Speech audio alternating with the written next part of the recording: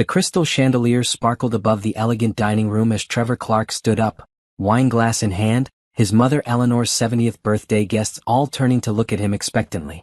But what he said next would shatter everything Naomi thought she knew about her life. "I have an announcement to make," Trevor said, his voice carrying across the London mansion. "I'm leaving my wife for the woman I truly love, Brittany." The gasps around the table felt like thunder in Naomi's ears, but what hurt more was seeing the knowing looks. They weren't surprised. They had all known this was coming. Every single person at that table, his family, his friends, they were all in on it. And Naomi, the successful African-American marketing executive who had built her own company from nothing, was sitting there like a fool, watching her husband destroy her in front of everyone. But what Trevor didn't know was that Naomi had discovered his plan 3 days ago. And she had spent every moment since then preparing for this exact moment. 3 days earlier, Naomi was folding clothes for their London trip when Trevor's phone buzzed on the bed. She glanced at it without thinking and her blood turned cold. Can't wait to be free of her. Mother has everything ready for the birthday announcement. She'll be so humiliated she'll probably just disappear back to America. The message was from someone named B with a heart emoji. Naomi's hands shook as she picked up the phone. More messages filled the screen. Your mother was right. If we do it publicly like this, she won't fight the divorce. She'll be too embarrassed. The lawyer said if we can prove she's unstable, we can get her company too. Mother's been documenting everything. I love you, Trevor. Soon we won't have to hide anymore. Naomi sank onto the bed, her successful life crumbling around her. Trevor wasn't just cheating. He was planning to destroy her completely. And his mother Eleanor, who had never liked Naomi, was helping him do it. But Trevor had made one mistake. He thought Naomi was weak. He thought she would crumble under public humiliation. He had no idea that the woman he married had clawed her way up from nothing, had built $1 million marketing company through pure determination, and had survived things much worse than a cheating husband. When Trevor walked into the bedroom an hour later, Naomi was calmly finishing packing. "Ready for London, baby?" he asked, kissing her cheek like nothing was wrong. "Absolutely," Naomi smiled, her voice steady. "I can't wait to see what your mother has planned." Trevor grinned, thinking he was so clever. "She's really pulled out all the stops this year. It's going to be unforgettable." "I'm sure it will be," Naomi replied, already planning her counterattack. That night, while Trevor slept, Naomi made 3 phone calls. The first was to Rachel Martinez, her lawyer and college roommate. The second was to her private investigator. The third was to her assistant, giving her very specific instructions about their London itinerary. "Rachel, I need you to listen carefully," Naomi whispered into the phone. "Trevor's planning to destroy me and I need to be ready." "What do you need me to do?" Rachel asked without hesitation. "Everything. I need you to freeze our accounts, secure my business assets, and meet me in London with backup. This is going to be bigger than just divorce court." As Naomi hung up the phone, she looked at her sleeping husband. He had no idea that the woman he was planning to humiliate was about to become his worst nightmare. The next morning, Trevor was extra affectionate, probably feeling guilty about what he was planning. He brought her coffee in bed and talked excitedly about seeing his family. "Mother's so excited to see you," he lied smoothly. "She's been planning this party for months." "I'm sure she has," Naomi replied, thinking about Eleanor's messages she'd found on Trevor's phone. The woman had been documenting every argument they'd had, every time Naomi had been tired from work, every moment that could be twisted to make her look unstable. But two could play that game. While Trevor was in the shower, Naomi went through his laptop. What she found made her stomach turn. Bank statements showing money being moved to accounts she didn't know about. Client files from her company that he had no business having. Email exchanges with someone named Brittany Walsh, his secretary, that went back 2 years. They hadn't just been having an affair. They'd been planning this destruction systematically. Trevor had been stealing from her company, moving their money, and building a case to take everything she'd worked for. But the worst part was reading Eleanor's emails. Trevor's mother had been helping him every step of the way, even suggesting ways to make Naomi look bad to their friends and family. If you can get her to have an outburst at the party, everyone will see how unstable she really is. Then the divorce will be easy, and you can claim she's unfit to run her business. Naomi closed the laptop and smiled. Trevor and Eleanor thought they were so smart. They thought they were the only ones capable of planning and scheming. They had no idea that Naomi had been fighting for everything her whole life, and she wasn't about to stop now. By the time they left for the airport, Naomi had copies of everything. Bank records, emails, text messages, financial documents. She had enough evidence to bury Trevor and his mother, and she was going to enjoy every second of it. As their plane lifted off for London, Trevor held her hand and smiled at her lovingly.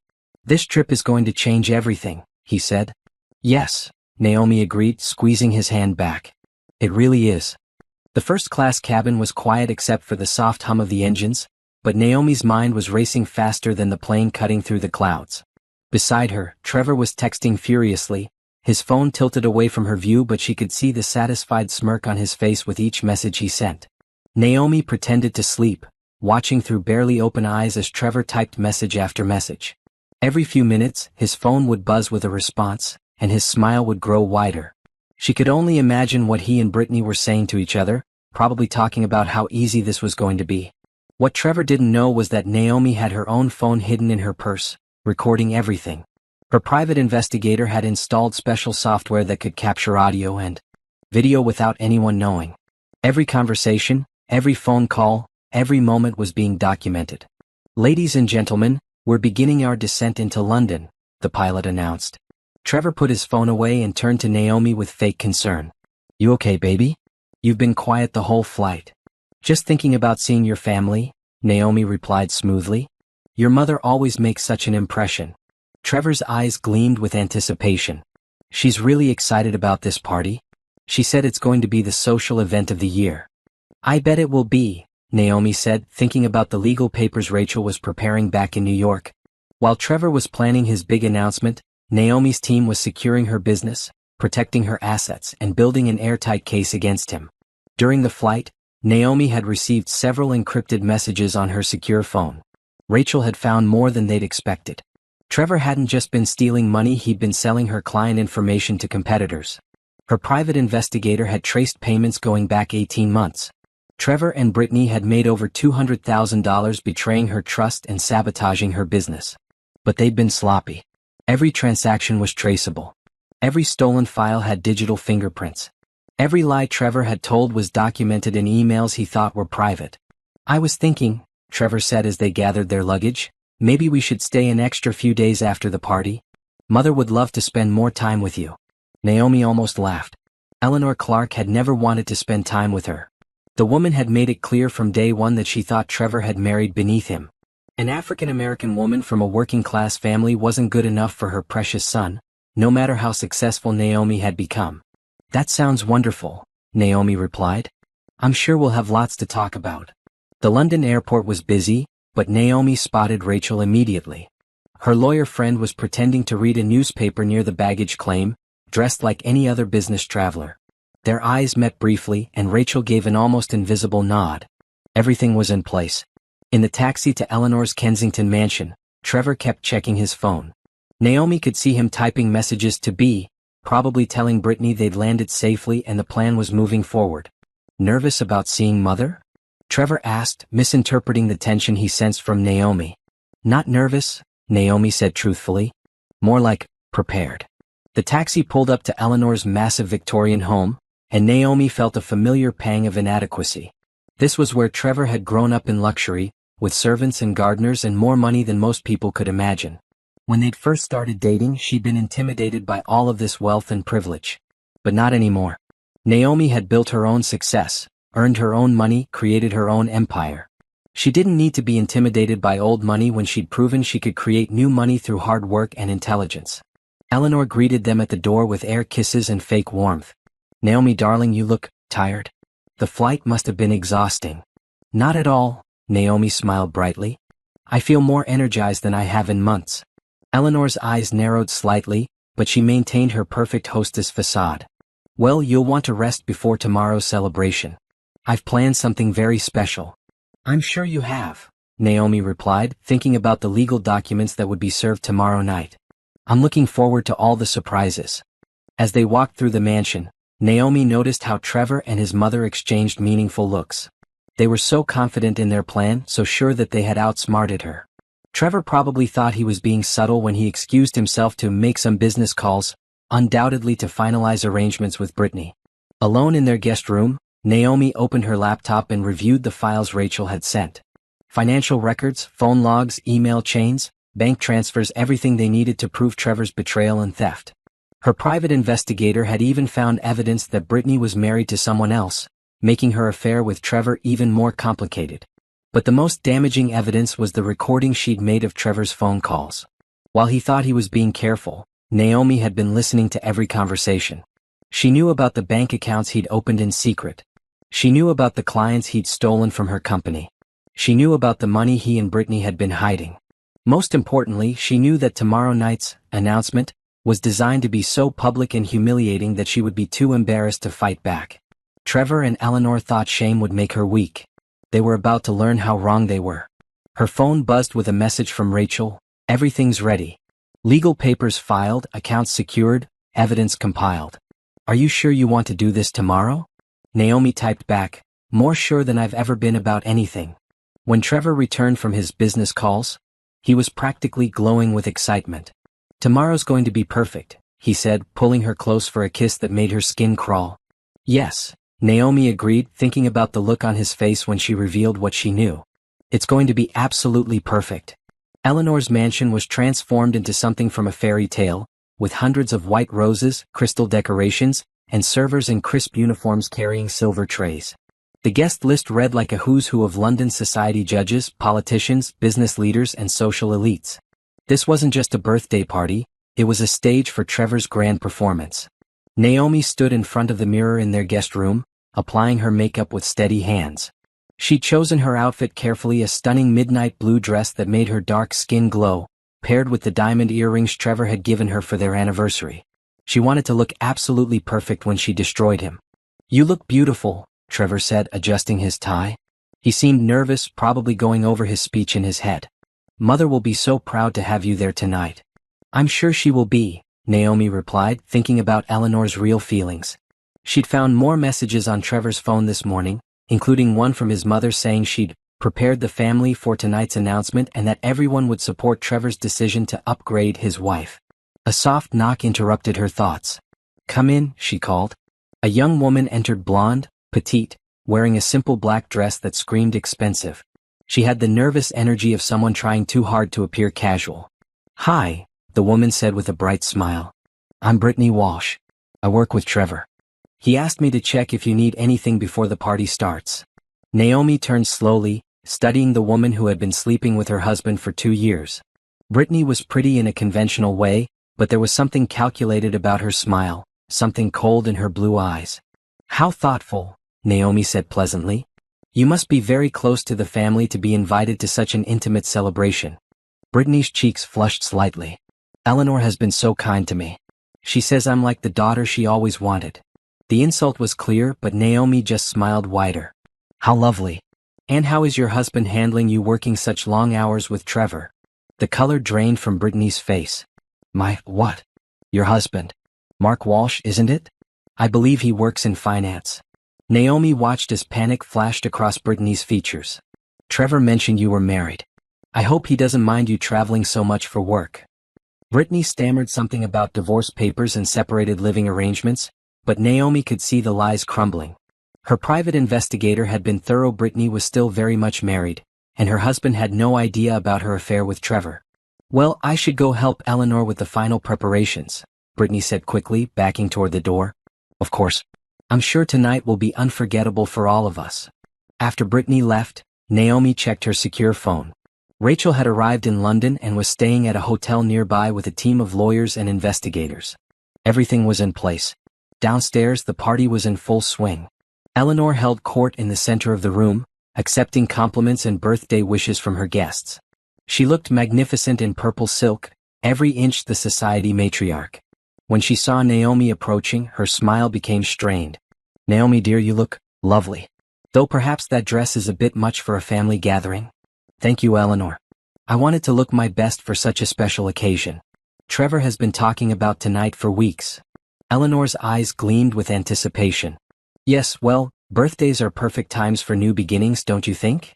Absolutely. Sometimes you have to clear out the old to make room for something better. The older woman nodded approvingly, completely missing the real meaning behind Naomi's words. As the evening progressed, Naomi watched the carefully orchestrated performance. Trevor was charming and attentive, playing the perfect husband for a few more hours. Brittany stayed on the opposite side of the room, but Naomi caught the stolen glances they exchanged, the secret smiles that they thought no one noticed. Eleanor's friends made polite conversation with Naomi, but she could sense their curiosity. They were waiting for something to happen, had probably been told to expect some drama tonight. The anticipation in the room was almost electric. During cocktails, Naomi overheard two of Eleanor's society friends whispering near the fireplace. Eleanor says there's going to be an announcement after dinner. Something about Trevor finally coming to his senses. About time. That American wife of his never really fit in, did she? Too ambitious. Too independent. Well, Eleanor found him someone much more suitable. That lovely girl Brittany, she's perfect for the family. Naomi smiled to herself. They had no idea that their perfect Brittany was a liar, a thief, and an adulteress who was still married to someone else. They were all so focused on her skin color and background that they'd never bothered to actually investigate the woman they thought was so much better. At dinner, Naomi was seated between two of Trevor's uncles, who spent the entire meal talking around her like she wasn't there. They discussed business deals, family investments, and social connections as if she was invisible. It was clear that Eleanor had briefed everyone on how to treat her tonight with polite distance, like someone who wouldn't be around much longer. But Naomi wasn't invisible. She was watching everything, listening to every word, documenting every slight and every assumption. When this was over, she was going to remember exactly who had treated her with disrespect, and who had been kind. As the main course was cleared away, Trevor stood up and tapped his wine glass with a knife. The room fell silent, all eyes turning toward him expectantly. "Ladies and gentlemen, family and friends," he began, his voice carrying across the elegant dining room. "As we celebrate my mother's 70th birthday, I have something important to share with all of you." Naomi felt her heart rate slow down, felt that familiar calm that came over her in high-pressure situations. This was it. The moment Trevor thought would destroy her. Instead, it was going to be the moment that destroyed him. Eleanor was beaming with pride, Brittany was trying to look surprised, and the guests were leaning forward with anticipation. Trevor looked directly at Naomi, his eyes cold and calculating. Sometimes in life you realize you've made mistakes. Sometimes you realize you're living a lie. The room was completely silent now, hanging on his every word. "Tonight, I want to be honest with all of you," Trevor continued, his voice getting stronger. "I want to tell you the truth about my marriage and about the woman I really love." Naomi met his eyes steadily, her expression calm and serene. "Come on, Trevor," she thought. "Show everyone who you really are." Trevor's voice rang out clear and confident across the silent dining room, every guest hanging on his words. "The truth is, I married the wrong woman. I settled for someone who seemed successful on the surface, but who has been lying to me, to all of us, for years." Naomi sat perfectly still, her hands folded in her lap, watching her husband destroy himself with every word. Around the table she could see the guests' faces, some shocked, some excited by the drama, some nodding like they'd expected this all along. "Naomi has been stealing from her own clients," Trevor continued, his voice gaining strength as he warmed to his performance. "She's been unstable, erratic, impossible to live with. She's threatened me, manipulated me, and made my life a living hell." Eleanor was nodding approvingly, her eyes bright with satisfaction. Brittany sat across the room trying to look surprised, but Naomi could see the anticipation in her expression. "But I found real love," Trevor said, turning toward Brittany with a tender smile. "Someone who supports me, who understands me, who shares my values and background. Ladies and gentlemen, I'm leaving my wife for Brittany Walsh, the woman who should have been my wife all along." The gasps and murmurs around the table were immediate. Several guests turned to look at Naomi, expecting tears, rage, or a dramatic breakdown. Instead, they found her sitting calmly, a slight smile playing at the corners of her mouth. "Brittany and I have been planning this for months," Trevor continued, emboldened by what he thought was Naomi's stunned silence. "Mother has been helping us prepare for a future together, a future without lies and deception." Eleanor stood up, raising her wine glass. "I couldn't be prouder of my son for finally finding the courage to choose happiness over obligation. Brittany dear, welcome to the family." The room erupted in polite applause, though Naomi noticed several guests looking uncomfortable. A few were still staring at her, waiting for her reaction. Trevor sat down, looking triumphant. He reached across the table to squeeze Brittany's hand, completely confident that he had just delivered the perfect killing blow to his wife's reputation and spirit. That's when Naomi began to laugh. It started as a soft chuckle, but quickly grew into genuine laughter that echoed through the dining room. Every head turned toward her, confusion replacing the expectation on their faces. "Oh, Trevor," Naomi said, wiping tears from her eyes as her laughter subsided. "That was beautiful. Really. You almost had me convinced that you actually believed all of that." Trevor's confident expression wavered. "What are you talking about?" Naomi stood up gracefully, her midnight blue dress catching the light from the chandelier above. "I'm talking about the fact that everything you just said was a lie. But then again, lying is what you do best, isn't it?" "Sit down, Naomi," Eleanor hissed. "You're making a scene." "Oh, Eleanor, I'm just getting started." Naomi's voice carried clearly through the room, calm and controlled. "See, while Trevor was planning this little performance, I was doing some research of my own." She reached into her purse and pulled out a manila folder. "For instance, I found it interesting that Trevor accused me of stealing from my clients. Would you like to know what I actually found?" Trevor's face was turning pale. "Whatever you think you know." "I know that you've been selling my client information to competitors for the past 18 months, Naomi interrupted smoothly. "I know that you've stolen over $200,000 from accounts that you thought I didn't monitor. I know that you've been forging my signature on business documents and using my company credit cards for your little romantic getaways." The room was dead silent now. Several guests were looking between Trevor and Naomi with growing shock. "That's ridiculous," Trevor said, but his voice lacked conviction. "You can't prove any of that." Naomi smiled. "Actually, I can. See, while you were busy texting your girlfriend and planning my public humiliation, I was working with my lawyers, my accountants, and a very thorough private investigator." She opened the folder and pulled out a stack of papers. "Bank records showing wire transfers from your secret accounts. Email printouts detailing your client information sales. Phone records showing hundreds of calls to competitors during business hours." "Should I go on?" Eleanor was staring at her son with growing horror. "Trevor, what is she talking about?" "She's lying," Trevor said desperately. "She's trying to save face by making up stories." "Am I?" Naomi turned to face Brittany, who was looking increasingly uncomfortable. "Tell me, Brittany, does your husband Mark know about your relationship with Trevor? Or is he still under the impression that you're working late at the office?" Brittany's face went white. We're separated." "Funny because I spoke to Mark yesterday. Lovely man. He had no idea his wife was having an affair. He thought she was working hard to support their family. He even mentioned how proud he was of her dedication to her job." The room was starting to buzz with whispers. Eleanor's society friends were looking scandalized, not by Naomi's accusations, but by the implications of what they were hearing. "You called my husband?" Brittany whispered. "Oh, that's not all I called." Naomi pulled out her phone. "I also called the ethics board at Trevor's company. Turns out they're very interested in employees who sell confidential information. And the tax authorities are fascinated by those secret bank accounts." Trevor jumped to his feet. "Stop this right now." "What? Embarrassed?" Naomi's voice was sharp now. "Feeling humiliated in front of all these people? Good. Now you know exactly how you wanted me to feel." Eleanor stood up shakily. I think we should discuss this privately." "No, Eleanor. You wanted a public announcement, you're going to get one." Naomi turned back to the room full of guests. "See, everyone here was expecting to watch me get humiliated tonight. You were all in on the joke, weren't you?" Poor Naomi finally getting what she deserves. The ambitious American woman who never quite fit in. Several guests had the grace to look ashamed, but Naomi wasn't finished. "But here's what you didn't know. While you were all assuming I was too weak, too devastated, too embarrassed to fight back, I was building a case that's going to send my dear husband to prison." The word prison sent a shocked murmur through the room. Trevor was backing away from the table. "You can't. There's no evidence of anything illegal. Embezzlement is illegal, Trevor.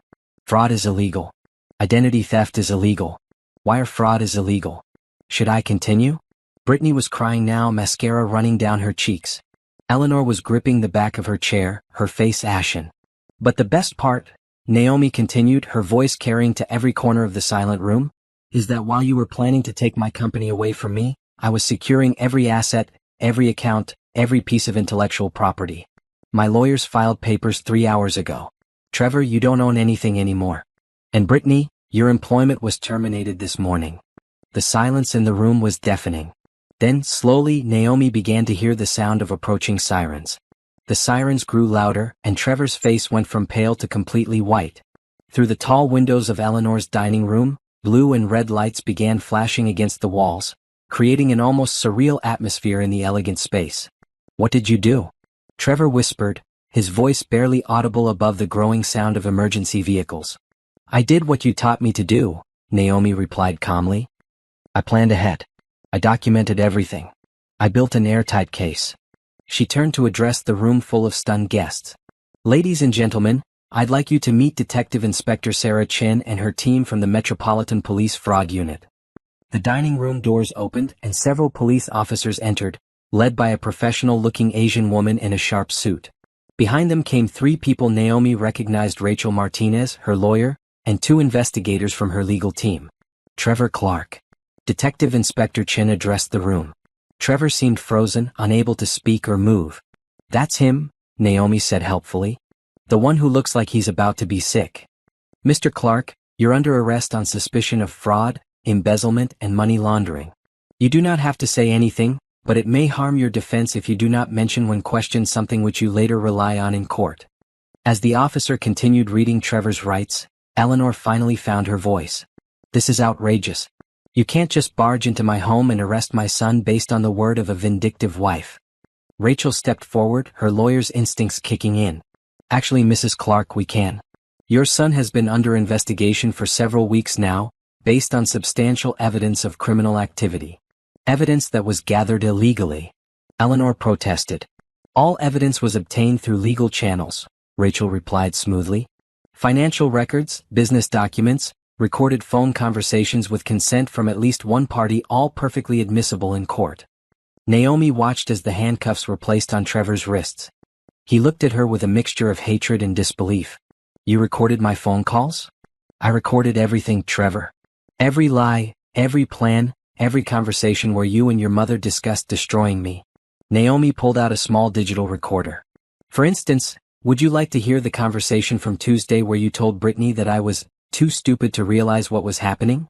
Brittany was sobbing openly now, her perfect makeup completely ruined. "This isn't what was supposed to happen." "No, it's not," Naomi agreed. "You were supposed to get my husband, my money, and my business while I slunk away in shame. Unfortunately for you, I'm not as easy to destroy as you thought." Detective Chin turned to Brittany. "Ms. Walsh will need you to come with us as well. You're being arrested in connection with the theft and sale of confidential business information." "But I was just following orders." Brittany protested as another officer approached her with handcuffs. "That's not really a defense," Rachel pointed out dryly. Eleanor was gripping the edge of the table, her knuckles white. "This is all a misunderstanding. There's no way Trevor would do anything illegal." Naomi opened her folder again and pulled out a thick stack of documents. "Would you like to see the bank records, Eleanor? The ones showing regular transfers from Trevor's accounts to yours? The ones that started right after he began selling my client information?" The older woman's face went gray. "I don't know what you're talking about." "Of course you don't." Naomi turned to Detective Chin. "Inspector, Mrs. Clark was instrumental in planning this fraud. I have recorded conversations where she suggests ways to frame me for embezzlement and discusses how to manipulate legal proceedings to ensure Trevor gets my business assets." That's not." Eleanor stammered. Rachel stepped forward with another set of documents. "Mrs. Clark, based on evidence provided by Mrs. Naomi Clark, we'll also need you to come with us for questioning regarding conspiracy to commit fraud and accessory to embezzlement." The room erupted in shocked whispers as the reality of the situation began to sink in. Eleanor Clark, the society matriarch, the respected widow who had ruled London's social scene for decades, was being led away in handcuffs along with her son and his mistress. "This is impossible," one of Eleanor's friends whispered to another. "Eleanor would never." "Eleanor has been stealing from me for 2 years, Naomi said clearly, addressing the room. "She's been helping Trevor siphon money from our joint accounts, forge my signatures on business documents, and plan this elaborate scheme to take my company. She even helped Brittany get hired as Trevor's secretary so they could work together more easily." Judge Harrison, one of Eleanor's oldest friends, stood up slowly. "Mrs. Clark, do you have evidence to support these claims?" "Boxes of it," Naomi replied. "Financial records, email chains, recorded phone conversations, witness statements.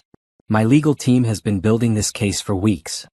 As the police led the three conspirators out of the dining room, Trevor turned back to look at Naomi one last time. "You've destroyed everything," he said bitterly. "No, Trevor. You destroyed everything. I just made sure everyone found out about it. After they were gone, the dining room fell into stunned silence. 40 of London's most prominent citizens sat around Eleanor's elegant table, trying to process what they had just witnessed. "Well," said Lord Pemberton finally, breaking the silence. "That was certainly more excitement than I expected from a birthday party." Several people laughed nervously, but Naomi could see the questions in their eyes. They were wondering how much they really knew about the people in their social circle. They were wondering what other secrets might be hiding behind perfect facades. Rachel approached Naomi with a satisfied smile. "That went even better than we planned. Trevor's confession, Eleanor's involvement, Brittany's panic, it's all on record now. What happens next?" Naomi asked. "Now we let the legal system do its work. Between the financial crimes, the business fraud, and the conspiracy charges, they're looking at serious jail time. Your divorce should be straightforward, no contest, complete asset protection, and probably a substantial settlement once Trevor's criminal assets are recovered." One of the guests, a woman Naomi vaguely remembered as Lady Patricia something, approached hesitantly. "Mrs. Clark, I owe you an apology. We all do. We believed what Eleanor told us about you." "What exactly did she tell you?" Naomi asked curiously. Lady Patricia looked embarrassed. "That you were unstable. That you were threatening Trevor, stealing from your business, drinking too much. She made it sound like you were having some sort of breakdown." Naomi nodded. She was setting the stage. Making sure that when Trevor announced he was leaving me, everyone would think it was justified. Making sure that if I tried to fight back, no one would believe me. "But you knew," Judge Harrison said admiringly. "You knew what they were planning. I figured it out 3 days ago. And then I spent every moment since then gathering evidence and building a case." Naomi looked around the room at the faces staring back at her. "The funny thing is, if Trevor had just asked for a divorce, I would have given him one. If he'd been honest about wanting to leave, we could have worked something out. But he got greedy. He wanted to destroy me completely, take everything I'd worked for, and leave me with nothing." "So you destroyed him instead," Lord Pemberton observed. "I let him destroy himself," Naomi corrected. "I just made sure everyone was watching when he did it." The next morning, Naomi sat in Rachel's hotel suite overlooking Hyde Park, surrounded by stacks of legal documents and financial records. The London newspapers were having a field day with the previous night's arrests, with headlines like "Society Scandal Rocks Kensington" and "American Wife Exposes Elite Fraud Ring." "The financial damage is worse than we initially thought," Rachel said, spreading bank statements across the coffee table. "Trevor and Eleanor didn't just steal from you, they've been running an elaborate money laundering operation for almost 2 years. Naomi studied the documents with growing amazement. "How much are we talking about?" "Close to £800,000. Trevor was selling your client information, Eleanor was investing the proceeds in offshore accounts, and they were planning to disappear the money entirely once the divorce was finalized." "Disappear it how?" Rachel pointed to a series of wire transfers. "They set up fake investment accounts in Brittany's name. The plan was for her to invest the stolen money, then claim the investments failed. The money would actually be moved to untraceable accounts in the Cayman Islands. But we caught them before they could complete the transfers?" "Barely. The final transfer was scheduled for today. If you hadn't discovered Trevor's plan when you did, they would have gotten away with everything." Naomi shook her head in disbelief. "I knew Trevor was greedy, but I never imagined he was capable of something this elaborate. The prosecutors are calling it one of the most sophisticated domestic fraud cases they've seen," Rachel continued. "Eleanor used her social connections to help legitimize the scheme. Several of her society friends unknowingly provided character references that helped Trevor open business accounts." A knock at the door interrupted their discussion. Rachel checked the peephole and then opened it to admit Detective Inspector Chen and a tall man in an expensive suit. "Mrs. Clark, this is Crown Prosecutor James Whitfield. He'll be handling the criminal case against your husband and his co-conspirators." James Whitfield had kind brown eyes and an air of competent authority that immediately put Naomi at ease. "Mrs. Clark, I wanted to thank you personally for the thoroughness of your evidence gathering. It's rare to see such a well-documented case." "I had good motivation," Naomi replied dryly. "Indeed. I also wanted to discuss the financial recovery aspect of this case. Because we caught them before the final transfers, we should be able to recover most of the stolen funds. Your business accounts have been unfrozen, and your assets are secure. What about Eleanor's involvement? How much trouble is she in?" Detective Chen consulted her notes. "Quite serious trouble, I'm afraid. Conspiracy to commit fraud, money laundering, accessory to embezzlement. She's looking at 5 to 7 years in prison if convicted. And Trevor? 8 to 12 years. The judge yesterday denied bail. Flight risk, sophisticated nature of the crime, substantial financial resources still unaccounted for. James Whitfield leaned forward. There's something else you should know. Eleanor's arrest has triggered investigations into several other business deals she's been involved in over the past decade. Your case may have exposed a much larger pattern of financial manipulation. Naomi felt a surge of satisfaction. Good. How many other people has she destroyed over the years? We're still investigating, but preliminary evidence suggests at least 6 other victims. Mostly women who married into her social circle and then mysteriously lost businesses or assets during difficult divorces. Rachel whistled softly. She's been doing this for years. It appears so. Eleanor Clark built her reputation on being helpful to family members going through financial difficulties. What she was actually doing was helping manipulate those difficulties to benefit herself and her inner circle. The hotel room fell silent as the implications sank in. Eleanor hadn't just targeted Naomi because of racial prejudice, though that had certainly been a factor. She'd been running a long-term criminal enterprise, using her social status and connections to steal from vulnerable women. What happens to her estate? Naomi asked. The house, the investments, all of that wealth she's been accumulating? Criminal asset forfeiture will claim anything that can be traced to illegal activities, James explained. The victims will have first claim on recovered assets. Given the scope of what we're uncovering, Eleanor may lose everything. Detective Chen added, she's trying to negotiate a plea deal, claiming she was manipulated by Trevor. Her lawyers are arguing that she's an elderly woman who was influenced by her son's criminal activities. Naomi laughed bitterly. Eleanor Clark has never been influenced by anyone in her life. She was the mastermind behind this entire operation. That's what the evidence suggests, James agreed. Fortunately, your recordings make it very clear who was calling the shots. Rachel pulled out another folder. Speaking of evidence, we've had some interesting developments overnight. Brittany Walsh has decided to cooperate with the investigation. She's turning on Trevor? Completely. Faced with the prospect of prison time and the revelation that her husband is filing for divorce, she's decided to tell prosecutors everything she knows about the operation. What does she know? Detective Chen smiled grimly. Quite a lot, as it turns out. Brittany kept detailed records of all the stolen client information, thinking she might need leverage someday. She also recorded several conversations with Eleanor where they discussed expanding the operation to target other wealthy wives. She recorded Eleanor? Apparently Brittany didn't trust anyone, including her co-conspirators. She has hours of audio evidence of Eleanor explaining exactly how the fraud worked and discussing previous victims. Naomi felt a deep sense of vindication. So Eleanor can't claim she was just following Trevor's lead.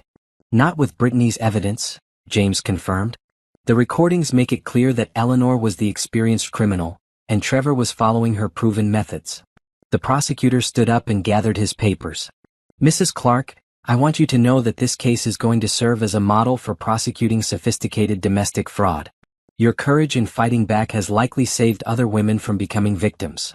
After the legal team left, Naomi and Rachel sat in comfortable silence, watching London wake up outside the hotel windows. How are you feeling?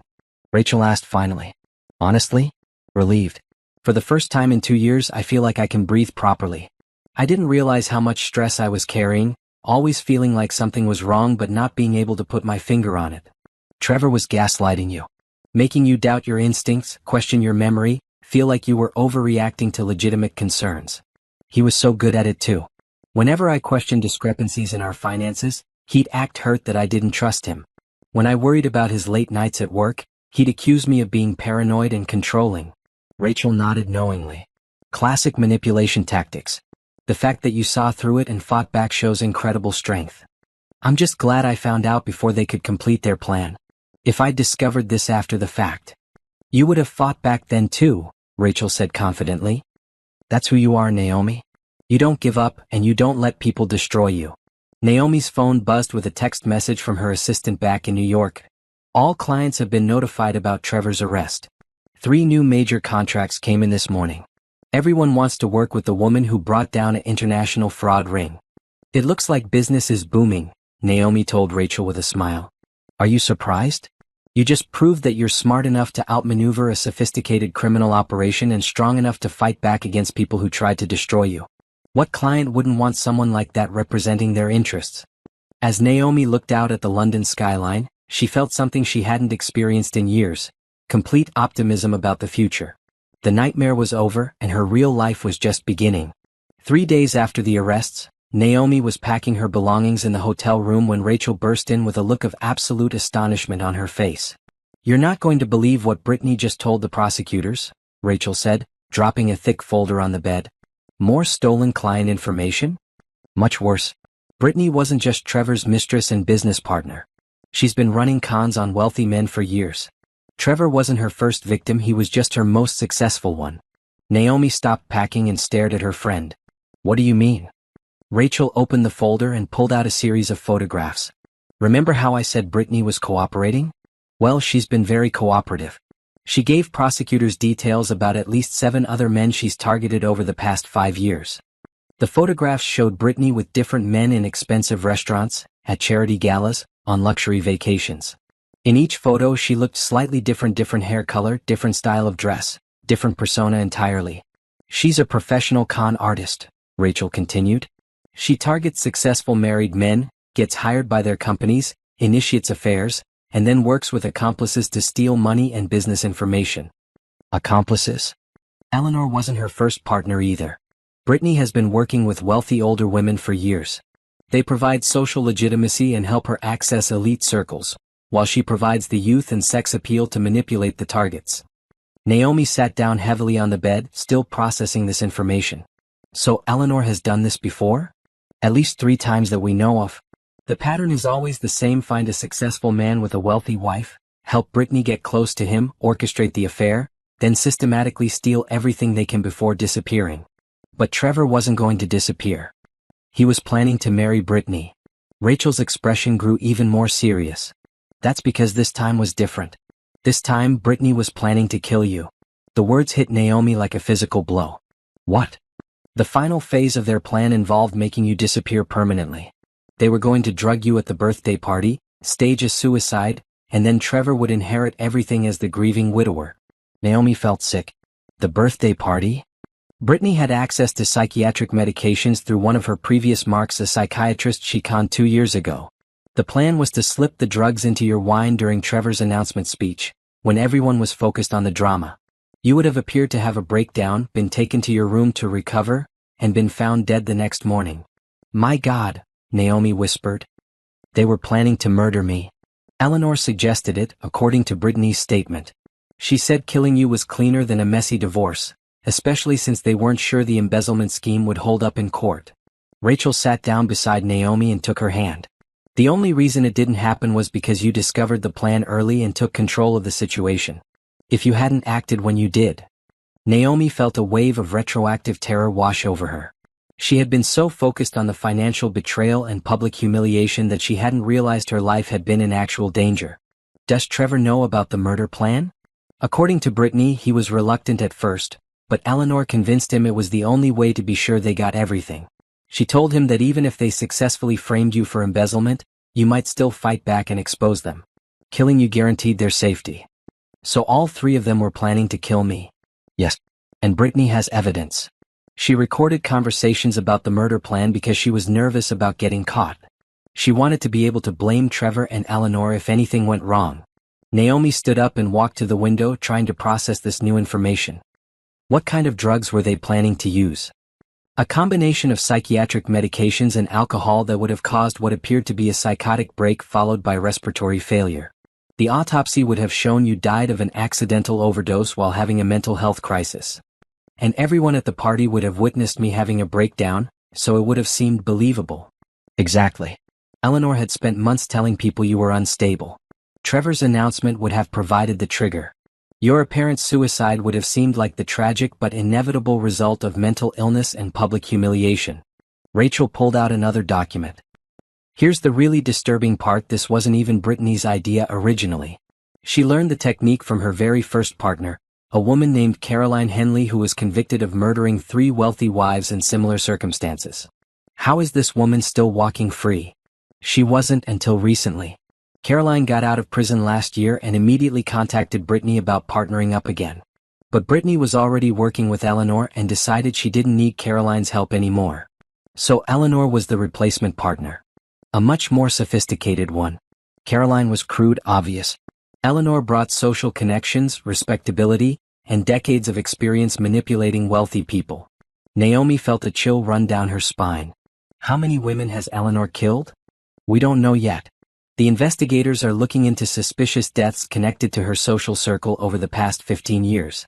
There are at least 4 cases where wealthy wives died suddenly during divorce proceedings, and Eleanor was closely connected to the families involved. This is so much bigger than I thought.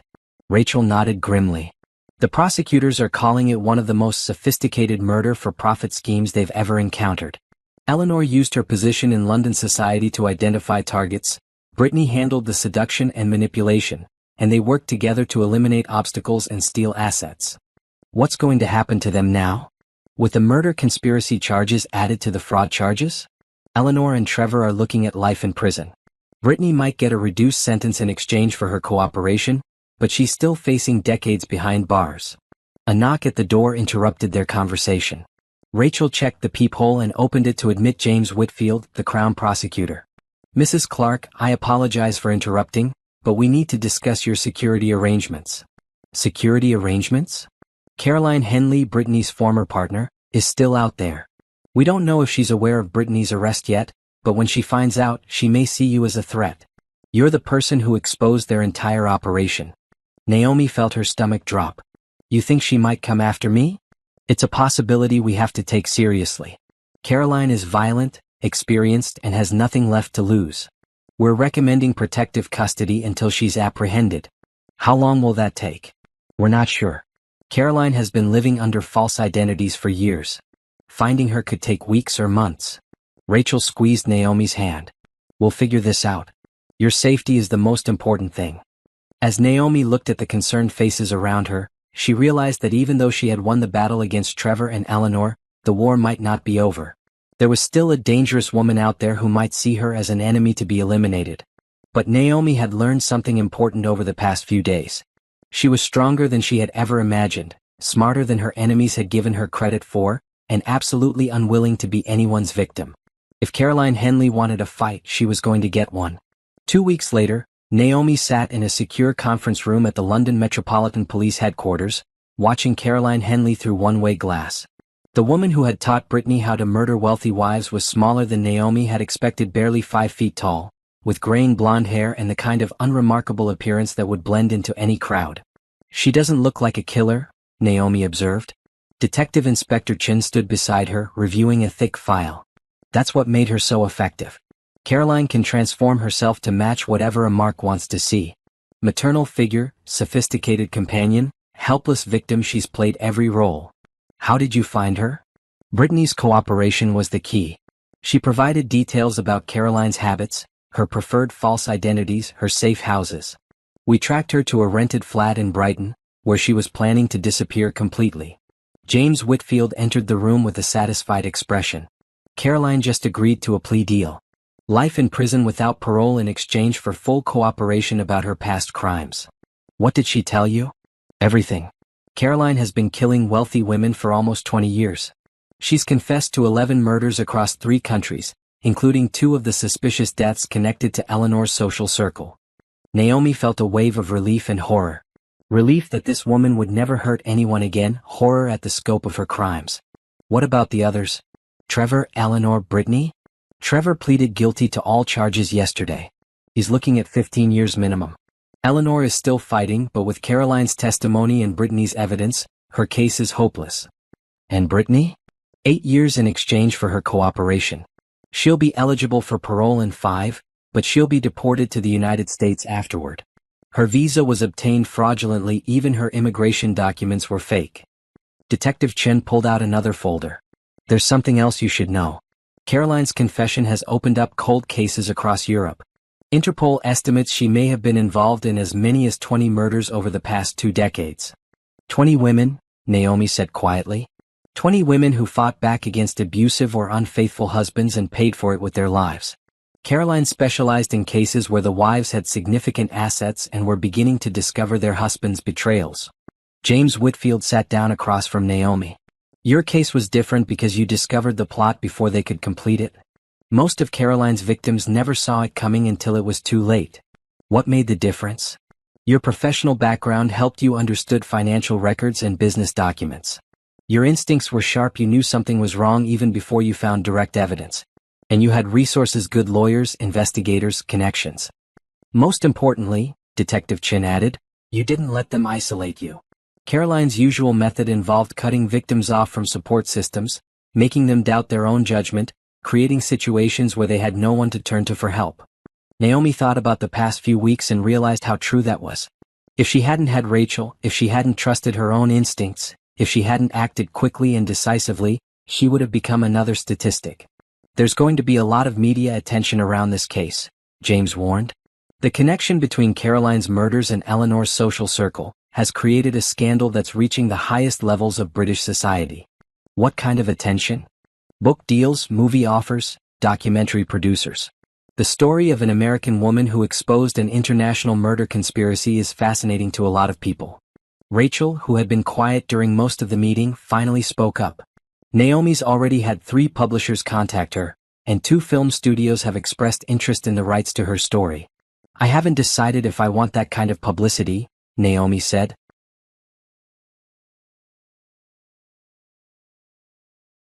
You should consider it, Detective Chin suggested. Your story could help other women recognize the warning signs of this type of manipulation. Caroline and her associates targeted women who felt isolated and vulnerable. Publicity could prevent future victims. James nodded in agreement. The prosecutors across Europe are hoping to use your case as a model for identifying and prosecuting similar crimes. Your evidence-gathering techniques and legal strategy have already been adopted by law enforcement agencies in 6 countries. The conference room door opened, and a young police officer entered with a message for Detective Chin. She read it quickly and then looked up with a smile. Eleanor Clark just changed her plea to guilty on all charges. Apparently Caroline's confession convinced her that fighting was pointless. What's her sentence? Life in prison. She'll be eligible for parole in 25 years, when she's 95 years old. Naomi felt a deep sense of closure. The woman who had tried to destroy her life was going to spend the rest of her own life in prison. Trevor, who had betrayed her trust and planned her murder, was facing decades behind bars. Brittany, who had been willing to kill for money, was going to lose her freedom and her citizenship. What happens now? Naomi asked. Now you go home and rebuild your life, James said. The legal system will handle the rest. Rachel pulled out her phone and showed Naomi a series of messages. Your business is doing better than ever. You have companies across 3 continents wanting to hire you. The woman who exposed an international conspiracy and survived a murder plot is apparently very popular with corporate clients. They want someone who can spot fraud and fight back against corruption, Detective Chin added. Your reputation has gone from successful marketing executive to investigative genius who can uncover any deception. As they prepared to leave the police station, James Whitfield shook Naomi's hand. Mrs. Clark, I want you to know that your courage has saved lives. Caroline's arrest has prevented her from targeting future victims, and the investigation has exposed corruption networks across multiple countries. I just didn't want them to get away with destroying me. You did much more than protect yourself. You protected dozens of women who would have been Caroline's future targets. You exposed a criminal network that had been operating for decades. You proved that these predators can be stopped if someone is brave enough to fight back. Outside the police station, London was bustling with afternoon traffic and tourists. Naomi breathed in the cool air and felt truly free for the first time in months. Ready to go home? Rachel asked. More than ready, Naomi replied. I have a business to run and a life to rebuild. As their taxi pulled away from the police station, Naomi looked back at the building where Caroline Henley was being held. The woman who had killed 20 innocent women would never hurt anyone again. The conspiracy that had tried to destroy her was completely dismantled. Trevor, Eleanor, and Brittany had thought they were dealing with a weak, isolated victim who would be easy to manipulate and eliminate. Instead, they had chosen the wrong woman entirely. Naomi Clark was a survivor, a fighter, and a winner. And now the whole world knew it. 6 months later, Naomi stood in her newly renovated Manhattan office, looking out at the city skyline through floor-to-ceiling windows. The brass nameplate on her desk read, Naomi Clark, CEO Clark Global Investigations, reflecting the evolution of her business from marketing consultancy to corporate fraud detection and prevention. Her assistant knocked and entered with a stack of contracts. 3 more Fortune 500 companies want to hire us for fraud prevention audits, and the London Times wants to interview you about the new security legislation that's being passed because of your case. Schedule the interviews for next week, Naomi said, signing the contracts without hesitation. And call Rachel, I want her input on the European expansion plans. The past 6 months had been a whirlwind of growth, recognition, and new opportunities. What had started as a personal nightmare had transformed into a professional triumph that exceeded her wildest dreams. Her phone buzzed with a text from Detective Inspector Chin. Caroline's trial starts next week. Thought you'd want to know she's confessed to 3 more murders. Your case broke open the biggest serial killing conspiracy in European history. Naomi felt a familiar mix of satisfaction and sadness. Satisfaction that justice was being served, sadness for all the women who hadn't been as fortunate as she had been. A knock at her office door interrupted her thoughts. Come in. James Whitfield entered, looking very different from the serious prosecutor she'd met in London. Today he was wearing casual clothes and carrying a bouquet of flowers. I hope you don't mind me stopping by unannounced, he said with a shy smile. I wanted to congratulate you on the new office expansion. Over the past few months, James had visited New York several times, ostensibly for legal consultations about the ongoing international prosecutions. But their professional relationship had gradually evolved into something more personal. The flowers are beautiful, Naomi said, accepting the bouquet. How did the final appeals hearing go? Eleanor's appeal was denied. She'll be staying in prison for the rest of her life. Trevor's sentencing is final as well, 15 years, no possibility of early release. And Brittany? Deported last week. She's serving her sentence in a federal prison in Texas. Her husband finalized their divorce and remarried someone else. Naomi arranged the flowers in a vase on her desk, thinking about how completely her enemies' lives had been destroyed while her own had flourished. There's something else, James continued. The Crown Prosecution Service wants to offer you a consulting contract.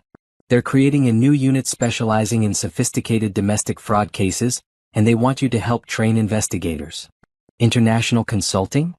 Based in London, but working with law enforcement agencies across Europe and North America. You'd be helping other women in situations similar to what you went through. The offer was tempting. Naomi had discovered that she had a talent for uncovering deception and building legal cases. More importantly, she felt a deep sense of purpose in preventing other women from becoming victims. I'll think about it, she said. My business here is doing well, but the idea of helping other women fight back is appealing. Rachel appeared in the doorway, grinning broadly. Sorry to interrupt, but I have news that can't wait.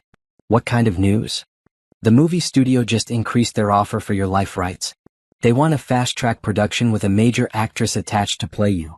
James looked impressed. You're going to be a movie character. Apparently so, Naomi laughed. They want to call it The Birthday Trap, a thriller about an American woman who exposes an international murder conspiracy. Will you do it? If it helps other women recognize the warning signs of this kind of manipulation, yes. Detective Chin was right, publicity can prevent future victims. Rachel pulled out her tablet and showed them a news article. Speaking of publicity, look at this headline, Eleanor Clark dies in prison.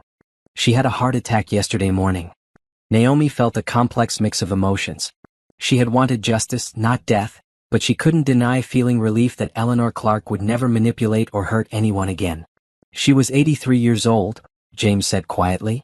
She spent the last months of her life in a 6x8 cell, stripped of all the wealth and status she'd killed to maintain. What about her estate? Naomi asked. Everything's been liquidated to pay restitution to victims. Your portion should be transferred to your accounts within the week, close to £2 million after legal fees. £2 million on top of the money she'd already recovered, plus the explosive growth of her business, plus the movie deal. Naomi had gone from nearly losing everything to being wealthier than she'd ever imagined possible. There's irony there, she observed. Eleanor tried to steal my money and ended up making me rich. Justice has a sense of humor sometimes, Rachel agreed. James's phone rang and he stepped away to take the call. When he returned, his expression was serious. That was Interpol. They've identified 2 more murder victims connected to Caroline's network, and they think there may be other accomplices still operating. They want to expand the international task force. More women like Eleanor? Possibly. Caroline's methods were too sophisticated for her to have developed them alone. There may be an entire network of wealthy women using their social positions to facilitate murders for profit. Naomi felt a familiar surge of determination. Then we need to stop them. I'm accepting the consulting contract. This can't be allowed to continue. James smiled. I was hoping you'd say that. And I should mention the London position would involve significant travel to New York for coordination with American law enforcement. How significant? Significant enough that I've been looking at apartments in Manhattan. Naomi felt her heart skip a beat. Over the past few months, she'd found herself looking forward to James's visits more than she cared to admit. He was intelligent, principled, and had proven himself to be completely trustworthy during the most difficult period of her life. Apartments in Manhattan are expensive, she said lightly. I've heard that. I was hoping someone might be able to recommend a good neighborhood. Rachel cleared her throat diplomatically. I'm going to go check on those contract negotiations. You two can discuss real estate without me. After Rachel left, James moved closer to Naomi's desk. I know this is complicated. Your divorce isn't even final yet, and we've been working together professionally. The divorce will be final next month, Naomi interrupted. Trevor's in prison, so he can't contest anything. And our professional relationship has been the most honest and supportive partnership I've ever had. I don't want you to think I'm taking advantage of the situation. Naomi walked around her desk to stand in front of him. James, you helped me bring down an international murder conspiracy. You've spent 6 months flying across the ocean to help me build legal cases and expand my business. You've been nothing but respectful and professional, even when I could tell you wanted to be more than that. You could tell? I'm very good at reading people now. It's become a professional skill. James laughed. In that case, would you like to have dinner tonight? Somewhere that's not a law enforcement facility or a courtroom. I'd love to, Naomi replied. But I should warn you, dating me comes with some unusual baggage. International media attention, ongoing legal proceedings, possible testimony in future murder trials. I think I can handle it. After all, I'm dating a woman who single-handedly exposed the most sophisticated murder conspiracy in European history. How dangerous could it be? As Naomi looked into James's kind brown eyes, she felt something she hadn't experienced in years, complete trust in another person. He had seen her at her most vulnerable and her most powerful, and he had been steadfast through all of it. Trevor had tried to destroy her, but he had inadvertently led her to someone infinitely better. Eleanor had tried to kill her, but she had survived to build a life beyond anything she could have imagined. The conspiracy that was meant to eliminate her had instead made her stronger, wealthier, and more successful than ever before. Sometimes Naomi thought the best revenge really was living well. 1 year after the birthday party that changed everything, Naomi stood in the ballroom of the Mandarin Oriental in London, surrounded by 300 guests celebrating the launch of the Clark Foundation for Victim Advocacy. The woman who had once been targeted for murder was now funding legal support for other women facing domestic violence and financial abuse. Ladies and gentlemen, the Master of Ceremonies announced, please welcome our keynote speaker, Naomi Clark. As Naomi approached the podium, she could see familiar faces in the crowd. Rachel, now her business partner and foundation co-director. Detective Inspector Chin, who had become a close friend and frequent collaborator. James, handsome in his tuxedo, watching her with obvious pride and admiration. But tonight wasn't about celebrating her survival or her success. Tonight was about ensuring that other women would have the resources and support to fight back against predators who tried to destroy them. 2 years ago, Naomi began, her voice carrying clearly through the elegant ballroom, I was living a lie. I thought I had a happy marriage, financial security, and a successful business. What I actually had was a husband who was stealing from me, a mother-in-law who was planning to kill me, and a mistress who was part of an international murder conspiracy. The room was completely silent, hanging on her every word. I was lucky. I discovered their plan before they could complete it. I had resources, education, money, professional connections, legal expertise. Most importantly, I had people who believed in me and helped me fight back. Naomi paused, looking out at the faces staring back at her. But not every woman is that lucky. Not every woman has the resources to expose elaborate fraud schemes or the support system to survive attempted murder. That's why we're here tonight. She gestured to a large screen behind her, which displayed statistics about domestic financial abuse and intimate partner violence. Every year, thousands of women are financially destroyed by partners who manipulate, steal, and abuse. Many more are killed by people who are supposed to love and protect them.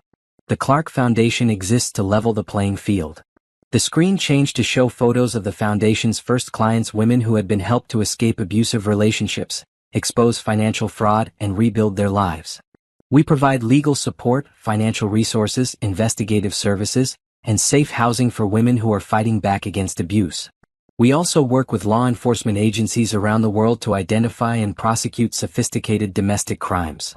Applause filled the ballroom, but Naomi raised her hand for silence. But this foundation isn't just about helping individual women. It's about changing the system that allows predators to operate with impunity. We're funding research into financial abuse patterns, training programs for law enforcement, and legal precedents that will make it easier to prosecute these crimes. The screen displayed a map showing the Foundation's international reach offices in London, New York, Sydney, and Toronto, with plans for expansion into 12 more cities. The network that tried to kill me operated across 3 countries and had been active for over 20 years. They destroyed dozens of lives and stole millions of dollars. They were only stopped because one woman, me, had the resources and determination to fight back. Naomi's voice grew stronger as she continued. But what if every woman had those resources? What if every victim had access to the best legal representation, the most skilled investigators, the strongest support system? What if we could identify these predators before they claimed their first victim? The audience was completely engaged now, leaning forward to catch every word. That's the vision of the Clark Foundation. A world where women don't have to fight alone. A world where predators face immediate, overwhelming resistance instead of isolated, vulnerable targets. She clicked to the final slide, which showed the Foundation's logo and mission statement. Strength in numbers, justice in action.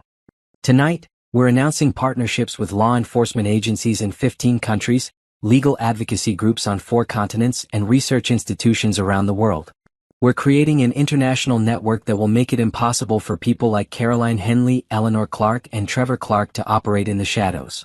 The applause was thunderous now, with many guests rising to their feet. The money you donate tonight will go directly to helping women fight back. Every dollar will fund legal cases, investigation services, safe housing, and support programs. Every dollar will help level the playing field between predators and their intended victims. Naomi smiled as she looked out at the enthusiastic crowd. I was targeted because someone thought I was weak, isolated, and easy to destroy. They thought wrong. Tonight, we're making sure that every woman has the strength, resources, and support to prove predators wrong. As she left the podium to sustained applause, James met her at the bottom of the steps with a kiss and a proud smile. Perfect speech, he said. You're going to change the world.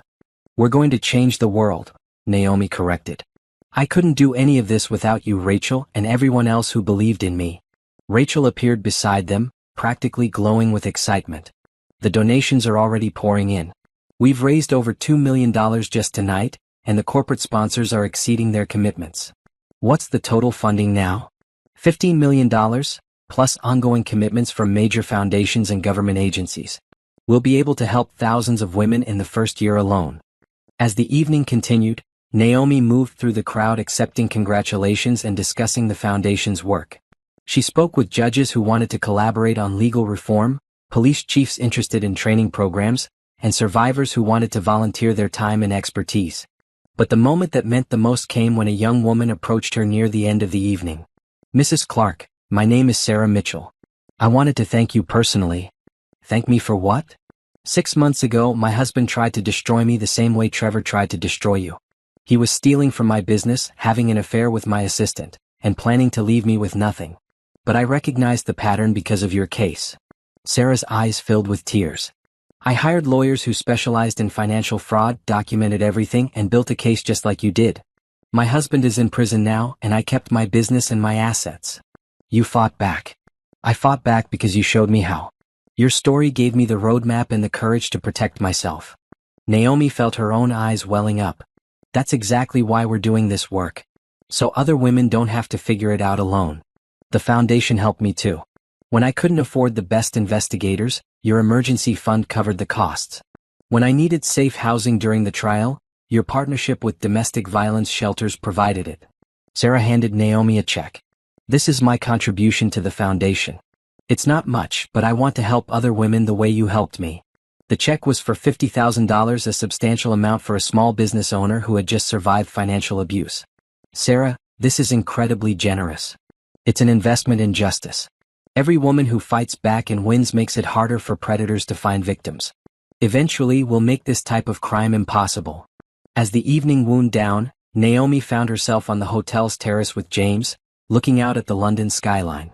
The same city where Trevor had tried to destroy her was now hosting a celebration of her triumph and her mission to help other women. Any regrets? James asked, taking her hand. About what?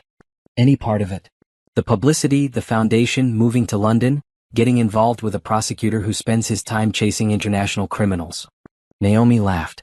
You mean dating a woman who exposed an international murder conspiracy and now runs a global advocacy organization? I think you're the one taking the bigger risk. I love that you're changing the world. I love that you refuse to be anyone's victim.